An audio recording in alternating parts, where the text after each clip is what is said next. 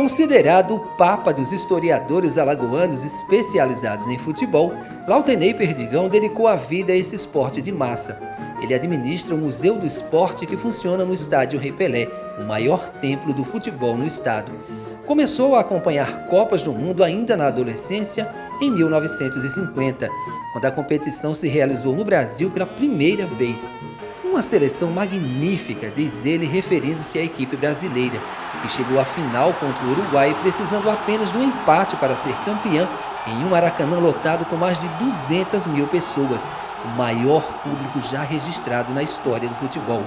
O time começou ganhando o jogo, mas permitiu a virada uruguaia e provocou um silêncio sombrio no estádio. O fiasco passou para a história como o Maracanazo. Lautenei estava lá. A seleção tinha tudo para ser campeão do mundo, jogava pelo empate, a torcida foi certinho de que o Brasil seria campeão. Às 10 horas o Maracanã já estava lotado, a imprensa no dia do jogo estampava nos seus jornais Brasil campeão do mundo, fotografias, enfim, estava uma festa antecipada.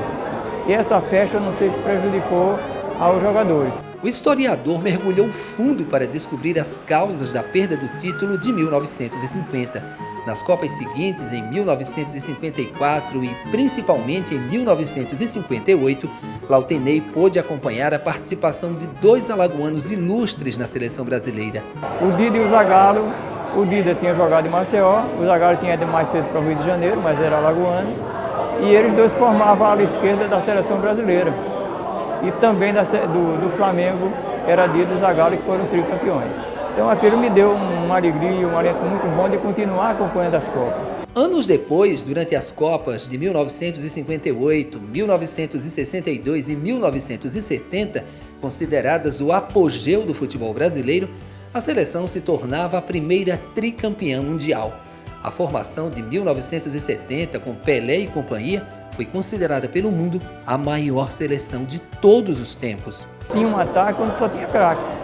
O ataque tinha, e era goleadores, ainda tinha mais isso, 4 goleadores e um municiador, vamos dizer assim. Jairzinho, Tostão, Pelé e Rivelino, e o Gesto para jogar esse pessoal na frente e fazer os gols. Então, aquilo tinha um time maravilhoso. A partir daí, Lautenei reconhece que o Brasil fez uma trajetória de altos e baixos, se destacando em umas Copas, mas fracassando em outras.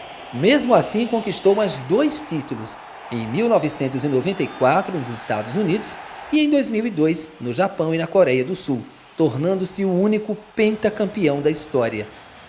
Além dos profissionais de imprensa que representaram Alagoas em Copas do Mundo, dentro de campo, o estado também teve a honra de ser representado por jogadores de futebol do mais alto nível, alagoanos da Gema. Um dos maiores exemplos é Zagallo, o velho lobo, como é conhecido. Aos 26 anos, ele integrou a seleção de 1958 na Copa da Suécia. Na final, o Brasil goleou o time da casa por 5-2. O 4º gol foi feito por Zagallo. Em 1962, na Copa do Chile, ele voltou a marcar um gol na vitória de 2-0 sobre o México. Naquele ano, o Brasil foi bicampeão mundial. O 3º título viria em 1970 na campanha do México. Zagallo comandou como técnico o esquadrão de ouro que tinha Pelé, Rivelino, Jairzinho e outros craques lendários. O próximo título do Velho Lobo pela seleção veio em 1994 nos Estados Unidos como auxiliar técnico. Brasil, tetracampeão. Edivaldo Alves Santa Rosa. É ele mesmo, o Dida, considerado o maior futebolista de Alagoas em todos os tempos. Ele foi revelado pelo CSA e se destacou na década de 1950 pelo Flamengo. Disputou e foi campeão da Copa do Mundo de 1958. Camisa 10 da seleção, tinha como reserva nada menos que Sua Majestade Pelé. Seu maior admirador foi Zico, o grande nome do Flamengo em toda a história do clube. No início da carreira, Zico se espelhava nas incríveis jogadas de Dida, considerado pela crítica especializada como jogador de altíssimo nível. Chegamos aos dias de hoje e 60 anos depois que a seleção brasileira teve 2 jogadores alagoanos em seu elenco, Zagallo e Dida, desponta outra fera, Roberto Firmino, garoto de infância pobre no bairro do Trapiche, em Maceió, é revelado no infantil do CRB. Quando garoto, dormia ao som da torcida cantando no estádio Rei Pelé, a algumas centenas de metros de sua casa.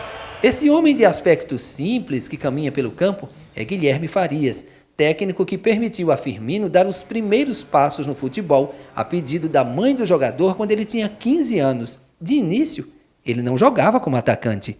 E no primeiro treinamento dele, que ele fez umas 3 jogadas, eu digo, olha, prepare logo seus documentos, que eu vou assinar você para jogar no infantil.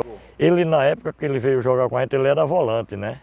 Aí com a modernidade do futebol, quando ele saiu do CRB e foi para o Figueirense, aí lá o pessoal mudou a posição dele, né? Colocou ele de atacante. Aí brilhou no Figueirense, do Figueirense ele foi vendido para o Hoffenheim, do Hoffenheim para o Liverpool, né? Do Liverpool aí começou a trajetória dele a ser convocado para a seleção brasileira, né? Firmino é um jogador completo, diz Guilherme, que apesar de ser centroavante nato, tem a capacidade de jogar em outras posições e auxiliar a equipe sempre que necessário. Ele ficou emocionado com a convocação do jogador para a seleção brasileira. Eu me arrepiei, eu chorei. Parecia que eu era o Roberto Firmino era o Guilherme, né?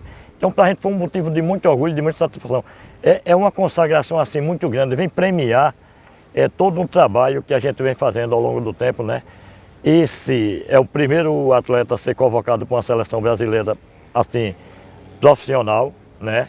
Então para a gente é um motivo de muito orgulho. Eu acho que para mim vai marcar, é uma coisa que vai ficar marcada e neto pro resto da minha vida. Esse foi o registro de alagoanos dedicados que com muito talento trouxeram até nós as emoções de muitas Copas do Mundo.